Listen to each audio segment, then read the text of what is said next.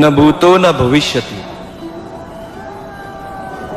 भूतकाळातही कोणी नव्हतं, ना भविष्यात असणार.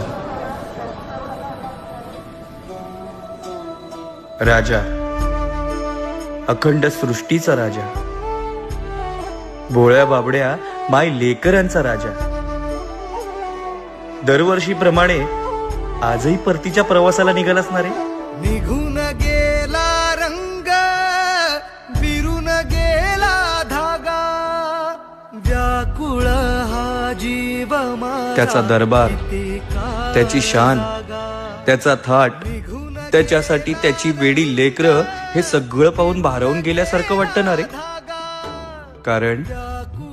कारण तो जातोय हे मनाला पटत नसलं तरी तो जाणार, हे मात्र नक्कीच. तुटले